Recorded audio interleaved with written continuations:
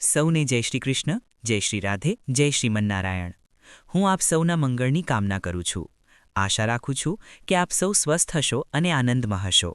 સજ્જનો, આજનો કાર્યક્રમ ખૂબ જ ખાસ છે તે તમામ દર્શકો માટે, તમામ લોકો માટે જેમની વૃશ્ચિક રાશિ છે. આજની વિડિયો વૃશ્ચિક રાશિવાળાઓ માટે એટલા માટે ખૂબ જ ખાસ છે કારણ કે આજની વિડિયોમાં આપણે ફેબ્રુઆરીના મહિનાની શરૂઆતથી જ થનારા ખૂબ મોટા ગ્રહોના પરિવર્તન વિશે વાત કરવા જઈ રહ્યા છીએ, જે ખાસ કરીને વૃશ્ચિક રાશિવાળાઓ માટે ખૂબ જ લાભદાયક રહેવાનો છે. આ સમય કયા પ્રકારના ગ્રહ પરિવર્તનનો છે, તમારા કયા ભાવમાં તે ગ્રહો આવવાના છે, સૌથી પહેલાં આપણે આ બધું જાણીશું. તમારો ચાર્ટ આગળ મુકાયેલો છે. વૃશ્ચિક રાશિ. વૃશ્ચિક રાશિ આ ગ્રહો તમારા જે ભાવમાં આવશે અને આ ચારેય ગ્રહો મુખ્ય રૂપે આ ચાર ગ્રહોનું રાશિ પરિવર્તન થશે અને તે જે ભાવને જોવામાં આવશે તે ખૂબ જ સારી અને મુખ્ય ભૂમિકા તમારા માટે બનાવી રહ્યા છે ભાગ્ય પરિવર્તનને લઈને. અને હું તો કહીશ કે જે સમય આવવાનો છે તે તમારા માટે ખૂબ જ સુખદ, શુભ અને ખૂબ જ પૈસા લઈને આવનાર છે. ખાસ કરીને લાભના સ્ત્રોત બનવાના છે, ભાગ્ય વૃદ્ધિ કરનાર છે અને ખાસ કરીને દરેક કાર્યક્ષેત્રમાં તમને સફળતા મળવી નિશ્ચિત છે. તો સૌથી પહેલાં તમારો ચાર્ટ આગળ મુકાયેલો છે. વૃશ્ચિક રાશિ. સૌથી પહેલાં જુઓ, 4 ફેબ્રુઆરીએ બુધનું રાશિ પરિવર્તન થશે અને બુધ તમારી કુંડળીના ત્રીજા ઘરથી નીકળીને તમારી કુંડળીના ચોથા ઘરમાં પ્રવેશ કરશે. બુધનું ત્યાં આવવું ક્યાંક ને ક્યાંક ખૂબ જ મુખ્ય ભૂમિકા ભજવશે. તમારી નોકરીમાં, કર્મભૂમિમાં, વેપાર ભૂમિમાં અને ખાસ કરીને ધનના સૂચક ખૂબ જ સારા બનશે. ખાસ કરીને 6 ફેબ્રુઆરીએ શુક્ર પોતાનું રાશિ પરિવર્તન કરશે. તે પણ કુંડળીના ત્રીજા ઘરથી નીકળીને કુંડળીના ચોથા ઘરમાં પ્રવેશ કરશે. ત્રીજો પરિવર્તન સૂર્યનું હશે. તે પણ 13 ફેબ્રુઆરીએ તમારી કુંડળીના ત્રીજા ઘરથી નીકળીને ચોથા ઘરમાં પ્રવેશ કરશે. અને 23 ફેબ્રુઆરીએ સેનાપતિ મંગળ પોતાનું રાશિ પરિવર્તન કરશે. તે પણ તમારી કુંડળીના ત્રીજા ઘરથી ચોથા ઘરમાં પ્રવેશ કરશે. હવે હું તમને એક વાત ખાસ કરીને કહેવા માંગુ છું કે કુંડળીનું ચોથું ઘર ખાસ ધ્યાનથી સાંભળજો. કુંડળીનું ચોથું ઘર વૈદિક જ્યોતિષમાં ખૂબ જ મહત્વપૂર્ણ માનવામાં આવે છે કારણ કે તે સુખનું સ્થાન છે. આપણે જીવનમાં જેટલી પણ વિચારો કરીએ છીએ, કલ્પનાઓ કરીએ છીએ કે અમને આ મળી જાય, તે મળી જાય, સારી ગાડી, સારું વાહન, સારું મકાન, સારી નોકરી, સારું સુખ, આ બધું કુંડળીના ચોથા ઘરથી જ જોવામાં આવે છે.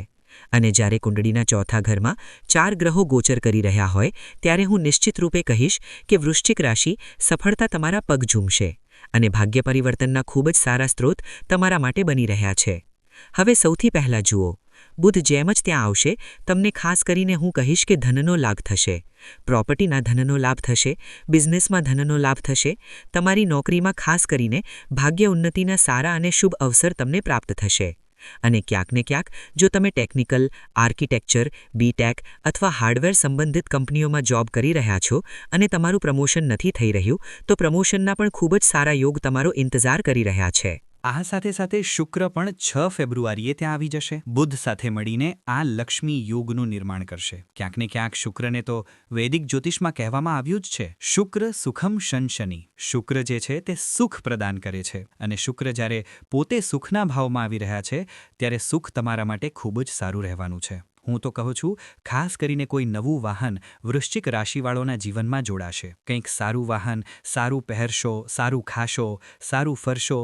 ખાસ કરીને બધી સુખ સુવિધાઓ, સુખ સાહધાઓનો તમે ઉપભોગ કરતા દેખાશો. ક્યાંક ને ક્યાંક આ સમયમાં પ્રસન્નતાનો ખૂબ જ સારો માહોલ રહેશે. તમારા પરિવારમાં, તમારા જીવનમાં ક્યાંક ને ક્યાંક સંપત્તિ તમારી વધવાની છે. સંપત્તિનો ખાસ કરીને તમને લાભ થવાનો છે. સૂર્ય 13 ફેબ્રુઆરીએ ચોથા ઘરમાં આવશે. ખાસ કરીને જે ગવર્મેન્ટ જોબ માટે પ્રયત્ન કરી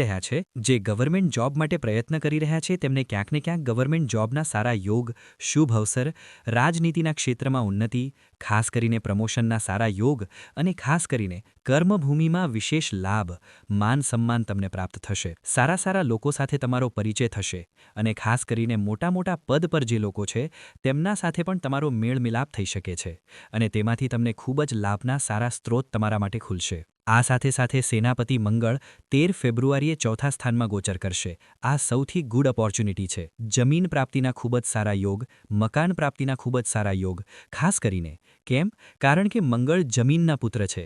જમીન સૂત કહેવાય છે મંગળને. સેનાપતિ મંગળને, અને તે ચોથા સ્થાનમાં આવી રહ્યા છે. ચોથું સ્થાન જમીનનું હોય છે, વાહનનું હોય છે. ગાડી, ઘોડો, ભવન, જમીન, જાયદાદ, માતૃસુખ, આ બધા સુખ તમને આ દરમિયાન પ્રાપ્ત થતા દેખાશે. ક્યાંક ને ક્યાંક અચાનક યુ-ટર્ન આવશે. જીવનમાં સંઘર્ષ ખતમ થશે અને લાભના સારા સ્ત્રોત તમારા માટે નિર્મિત થશે. એટલે કે આ ચારેય ગ્રહ કુંડળીના 4th હાઉસમાં આવી રહ્યા છે, ચોથા ઘરમાં આવી રહ્યા છે, અને અહીંથી તેઓ સપ્તમ દૃષ્ટિથી એટલે કે 7મી પૂર્ણ દૃષ્ટિથી દશમ ભાવને જોઈ રહ્યા છે. અને ખાસ કરીને આ કેન્દ્રનો ભાવ છે. કુંડળીનો પહેલો ઘર, ચોથો ઘર, 7મો ઘર, 10મો ઘર આ કુંડળીના કેન્દ્ર ભાવ હોય છે. અને તેમાં આ પ્રકારના ગ્રહોના યોગ બનવા, ચતુર્ગ્રહી યોગ બનવા, રાજયોગ બનવા, ક્યાંક ને ક્યાંક તમારા માટે કર્મભૂમિમાં, કારણ કે 10મો હાઉસને જોઈ રહ્યા છે, તો ખાસ કરીને ખૂબ જ સારો વ્યવસાય, ખૂબ જ સારી નોકરી, પ્રમોશન અને કર્મભૂમિમાં, કાર્યભૂમિમાં ખાસ કરીને તમને સફળતાના ખૂબ જ સારા યોગ નિર્મિત થશે. ક્યાંક ને ક્યાંક તો જેમની પણ કુંડળી બની છે તેઓ પોતાની કુંડળી કાઢો. વૃશ્ચિક રાશિ, અને આ 4 વાતો જે હું જણાવવા જઈ રહ્યો છું તે તમે નોટ કરી લો.